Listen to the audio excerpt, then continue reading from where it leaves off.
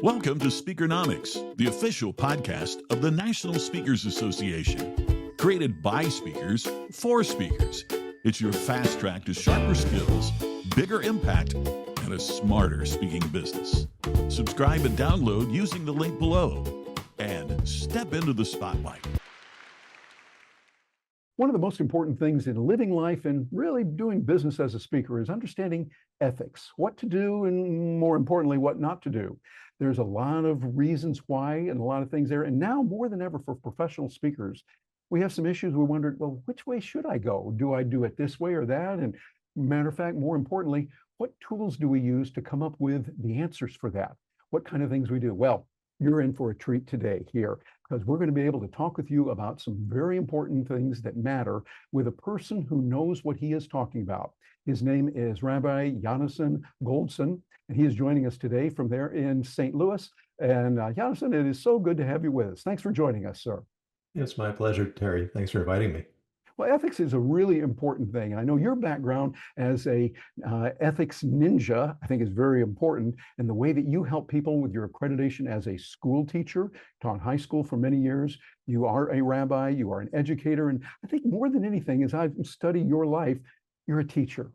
You help people. You make life better because of that. And one of the things we're going to do, I want to get right off the bat into this right here, is when a question that I've had, I know many NSA members have also, and you've got some ideas on this. People say, well, never let the facts get in the way of a good story. Now we know as speakers, it's a good thing to tell stories, really important. You want to do it, but sometimes some might tread a little bit too far in one direction or another. Tell us a little bit about that and what the precepts are of that and your opinion on it, sir. Well, as I say to my students, there's a safe answer to almost any question. It depends. Yes. And the line itself, never let the facts get in the way of a good story. What does that mean, or what should that mean? Is that as speakers, we have a responsibility to the truth, to the values, but we have a responsibility to make sure we communicate our point to the audience in a way that has maximum beneficial impact. And that means that sometimes we have to pick and choose how we are going to present a story. I have a signature story about how I finished college, went hitchhiking across the United States, ended up in Israel, connected with my Jewish roots, and embarked on the path that's led me to where I am. And I tell that story maybe 4 different ways, depending upon the point I want to make. All 4 ways are true. I don't add, I don't embellish. I streamline in a way that I cut out the details that aren't serving the message. At the same time, sometimes that calls for a certain amount of dramatization, what we might call literary license or stylistic license. And so, for example, one way I started is like this. I'm approaching the end of my senior year in college. I walk in for my first ever job interview. The interviewer gives me a long, hard look and says to me, "Mr. Goldson, how do you plan to support yourself after you graduate with a degree in English literature?" Now, that happened. I made a few adjustments. They didn't give me a long, hard look, so I'm thinking of actually changing that to the interviewer looked me right in the eye. Mm-hmm. They didn't call me Mr. Goldson, and they didn't have a funny voice. So what have I changed? I've changed the presentation style without changing the substance of the story. By making it a little more humorous, by making it a little more poignant, I hope the story lands better and engages, draws in the audience so that I can go on and give them the best experience to communicate the point that I want them to learn. And it's But style. once I start changing facts, now I'm getting into trouble. Yep. Exactly, and particularly in telling stories. So I know I've heard rumors that some speakers might say, take the story that you have. For instance, if I were to take your story, exactly, word for word, just didn't say your name, and I said, I did this. we know that would be crossing the line, definitely wrong in there. But I think what your idea is style versus substance. For instance, if I knew that if I said it was a person in Seattle and the story was so descriptive, they'd probably figure out who it was. Would it be an error if I said I was in Detroit versus Seattle? I'm changing a few errors there. It definitely was not Detroit. It was definitely in Seattle. How would you see that one? That actually happened to me. I was telling one of my hitchhiking stories. This was actually in writing. I'd written it up in an article, and I wrote that it happened in Louisiana. I revisited it sometime later, and I thought, wait a second, I don't think that happened in Louisiana. I'm not sure where it happened. Now I think maybe it happened in Denver. It's an honest mistake. Memories are notoriously inaccurate. And I still regret I didn't keep a journal while I was hitchhiking, but that's water under the bridge. So what I typically say now is, I'm not sure where this happened. I think it was Denver. Okay. By saying that, I haven't really cost myself much. It takes about 5 seconds to say that. It actually earns me a certain amount of credibility with the audience, because by admitting that I don't know this particular detail, they're now more likely to trust me on the details that I do give them. The story did happen. Where it happened is not terribly relevant. But there is something, the famous definition of integrity is doing the right thing even when no one's looking. And that means that even if no one in the audience is going to know whether or not these details are true, I know. And once I start making those compromises, now I'm headed off down that proverbial slippery slope. What's the next compromise? It may be a little bigger. What's the next compromise? A little bigger. And before long, I'm playing fast and loose with the facts. I might get away with it, but I'm compromising my own integrity. And maybe I won't get away with it. And if I get caught presenting something as truth that's not, I have just destroyed my reputation. I've destroyed my credibility. It's just not worth it. I think you're absolutely right, sir. We think of what Warren Buffett said. You can spend 20, 25 years building up your reputation and in 5 minutes destroy it. Yeah. And so that one thing where people go, wait a minute, that's not true at all. Boom, it's gone. Versus you told me you think you were in Denver. Okay, well, that's fine, because if it turns out really you were in Detroit, okay, not a problem. We'll cut you some grace on that, because it really wasn't fundamental to and substantial to the story itself. Would that be correct? Yeah, absolutely. And I think that there's even more context here. A couple of years ago, Tim Gard was on the main stage at Influence, Yep. and he told his classic big sweaty guy story. Yep. And then he sort of explained the development of it. And if I remember correctly, he said the story is about 85% true. Now, one of the elements of the story was how he comes running down the jetway, and they've already closed the plane door, and he looks in through the window and he motions to the flight attendant and gets her to open the door. I'm pretty sure that didn't happen, because I think it's FAA regulations that once the door closes, they're not allowed to open it again. Yeah. Does that matter? I don't think it does, because he is a humorist. He's a comedian. We're not concerned with whether every element of his story is true, because we hired him to make us laugh. On the other hand, if I'm telling you a story about my development, let's say I want to teach you a story about character. So I say, I saw a flight attendant, she dropped her luggage and I helped her pick it up, and then she thanked me. And then I was late for the plane and she opened up the door, which had already closed, to let me in. And this is the karma of getting on the plane. And there are people in the audience that says, wait a second, that could never happen. Again, I've destroyed my credibility. Whatever my message is, it's lost, because they no longer believe in me.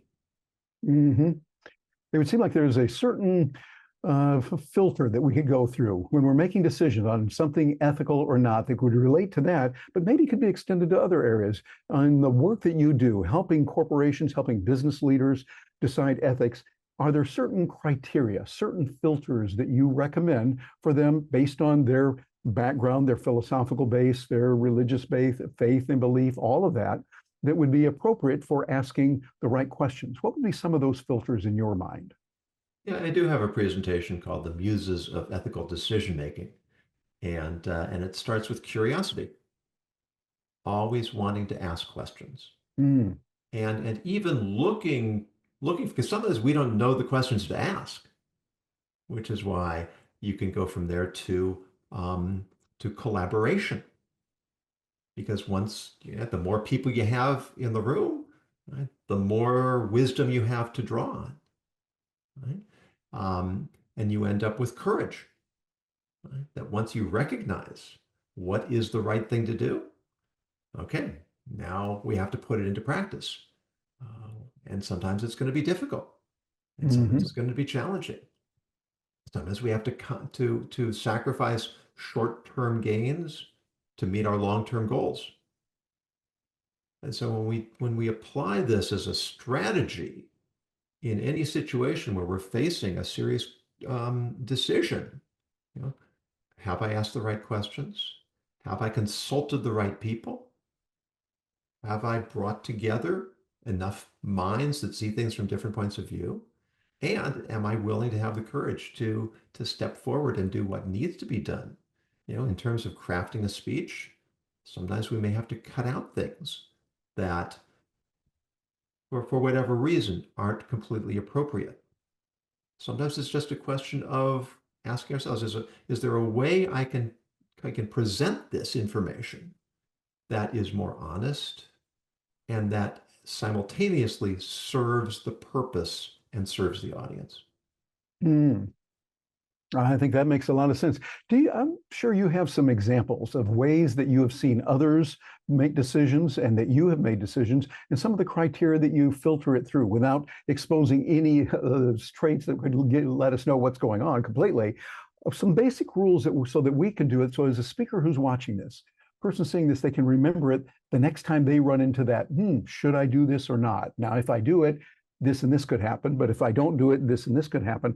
What are some good questions that they could run through their mind as they're about to make a decision to do it or not on the it depends side? That's interesting. I think it really comes down to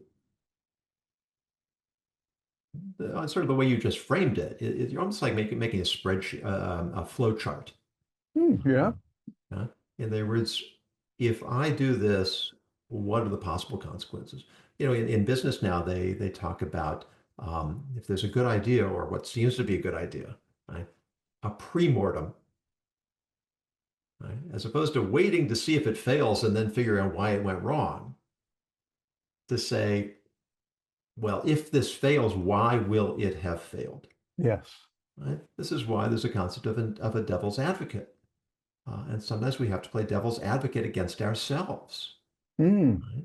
We have to be willing to say, okay, this feels like a really good idea. What are the different ways that it could go wrong? So, for instance, going back to the speaking.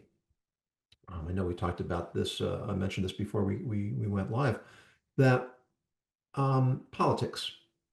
When it Yes. comes to ethics, there are so many lessons that we could draw from politics. The problem is that politics has gotten so incendiary. Yeah. It's gotten so partisan.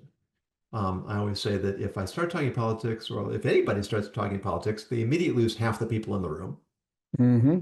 I'm a moderate, so I lose everybody in the room. Yep. I can relate to that. And there, I would love to, and occasionally I will. If I do, I always try to do it in a balanced way. And what do you mean by balanced? Well, for instance, if we're talking about our current president, right? There are people who support him because they like his policies and his decisions, and there are people who despise him because of his personality. And I will say that I'm actually in both camps. For the most part, I admire his executive ability.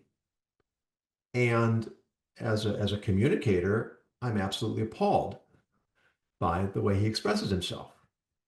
Well, the problem is that the people who like his policies are very quick to um, overlook his communication style defects. And the people who despise his personality are adamant that there's absolutely nothing to be to be supportive of in his policies. And I think that integrity, ethical integrity, really requires us to be able to hold both ideas in our heads at the same time. I could admire somebody for what he believes, and be extremely critical of his style, or vice versa. I can like someone's style and say, well, yeah, he seems like he'd be a great guy, but just in terms of his competence, he's not all there. But Mhm. when we're willing to overlook major defects because we approve, or we refuse to look at positives because there's so much we don't like, we're simply not engaging the whole picture. And it makes it impossible for us to have any kind of engagement with the other side. We just completely shut down all conversation, all debate, and we just retreat into our tribes. And if you Mhm. sort of extrapolate that into a business setting, you've got the pros, you've got the cons, and you end up with little encampments in a business culture, you can have the same kind of dysfunction. Yeah, it seems like a real problem. And for us as speakers, not only that dysfunction, but also we might not get the business next time. And the word could come out that is there. So, what do you do if you're very opinionated on a particular thing? And that's fundamental to an issue that you're addressing. But yet, if you say, I am for this or I am against this, suddenly 50% of the people are away from you, 50% for you. How do you make those decisions? What would be a good way for us to make those decisions? It's really hard, and I face this all the time, Yeah. and I think many of us do, but especially speaking in ethics. But I think that the bottom line is you fight the battles you can win. Ah, Um, I want to be able to reach you. What's really driven me in this business is that I think that too many of us feel like we're close to giving up on the future. ooh, And that's dangerous because it becomes self-fulfilling prophecy. yes. And so personally, I don't have the platform to change the government. I don't have the platform to change the world, to change society. If I can get a few people in business to recognize that ethical values will actually serve them in their business, and that influences them to make small changes in their culture, those changes will ripple out. They may be little ripples, but if other people are sending out similar ripples, maybe that's how we can start making positive changes in the world around us. Absolutely. I think we really appreciate you saying that and being gutsy, if I can use that term, to come out and say, yeah, we can embrace something that a person is doing in a policy. We might not want the personal life and the personal way they do things. We're going to do it in that way, which leads me to believe something that I want to examine. You and I talked about this briefly before we started recording. Gina, my partner, and I work together, and we have an organization where we very much say we are about live and let live. And live and let live meaning do anything you want to do. And I'm using that word carefully. Anything, whatever, as long as you do not initiate force or coercion against someone, and you also don't take their stuff. So something like that. Now that's very simple, and I've heard that, and I think it's good. And I was just reading from Saranivasan recently when he talks about that's a good premise, but go beyond that to win and help win. Win yourself first, but get out there, make a name for yourself, be successful in your field, make money, be a good doctor, be a good lawyer, whatever it is. But then after you've achieved that, help others to win also. To me, it seems like those two together seem a good way to handle a lot of life, a lot of ethics, but I would really value your opinion, sir. I mean, I think that's really fundamental to NSA. I mean, the whole idea Mhm. of making a bigger pie, which is the famous line from Cabot Roberts. Yes. And I think anyone who remembers when they joined NSA, I know I do, the whole culture of generosity Yes. People sharing their time, sharing their resources, sharing their intellectual property. Uh, it's just overwhelming. I mean, for me to come in as a former high school teacher with no business experience and walk into a room and and talk to people who are making, some of them millions of dollars in this business, and they're treating me like an equal. They're treating me like a peer, and they're spending time with me on the phone, and they're giving me guidance, and they're encouraging me. I mean, this shouldn't just be happening in NSA, right? This Yeah. should be the way the world works. And while yes, we may be competitors on one level, on a completely different level, the world's big enough for all of us. Yep. And if Absolutely. ultimately we're trying to, if I'm selling a service, sure, I want to make money. But at the same time, it should be a service that is going to benefit the people to benefit my clients and my customers, or a product. Yes. It's not enough to be selling for the sake of profit. I should be selling for the sake of service.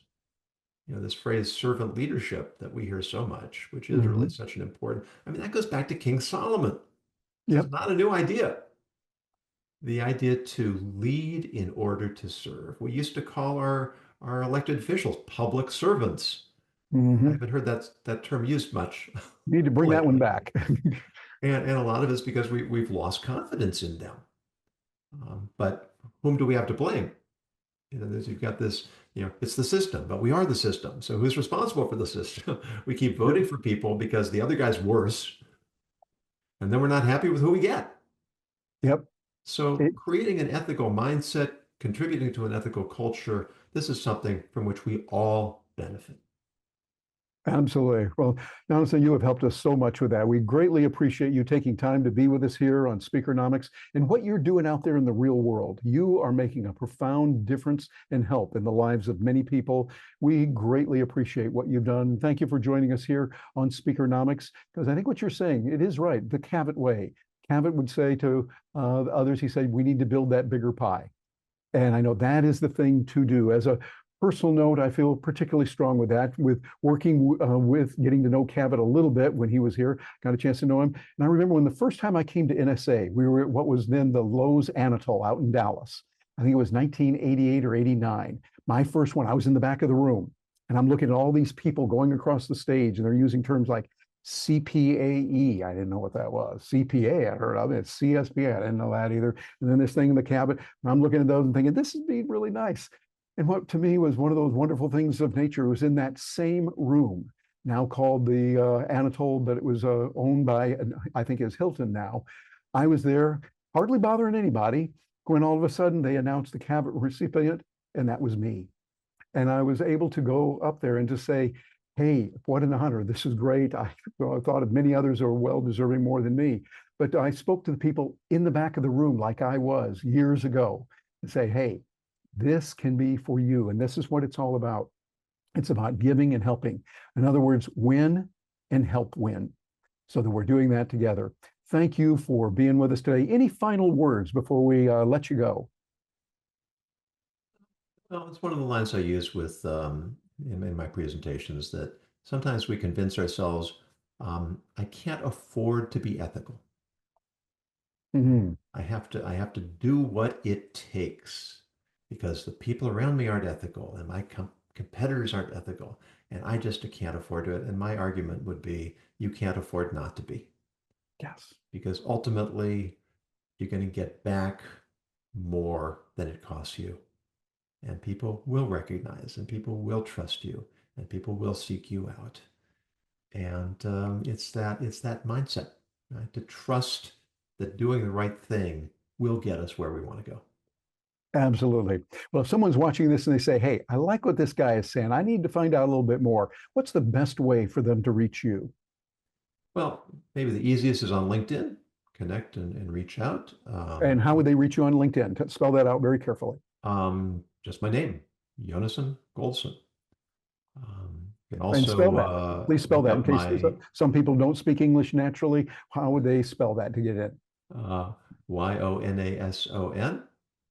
Goldson, and I'm also on there as the Ethics Ninja, which is my website, so and my Substack. So you can find me there as well. Well, again, thanks for being with us today. An honor to have you with us, sir. Thank you, Terry. And for those of you watching this is something we really need to think about and go through. Develop your filters. What Yonason was telling us, I think, is really sound. It makes a lot of sense. Go through that and have the filters there. It makes decisions a lot easier. Should you do this or that? Makes it easier if you go, wait a minute, this kind of thing, I'm not going to judge others, but it's a no for me. Just for me, it's not going to be there. Others might do it. For this one over here, no doubt about it, it's a thing to do. Even if it costs me, I know I need to do this. Have those filters that are worth it for you and that are working. I'm Terry Brock, and on behalf of Speakernomics, we appreciate you being with us today. Thank you for listening to this episode of Speakernomics. If you want more bookings, credibility, and connections, your NSA community is waiting for you. Join NSA today. Click the link below and follow us on Instagram, YouTube, and download this podcast wherever you listen.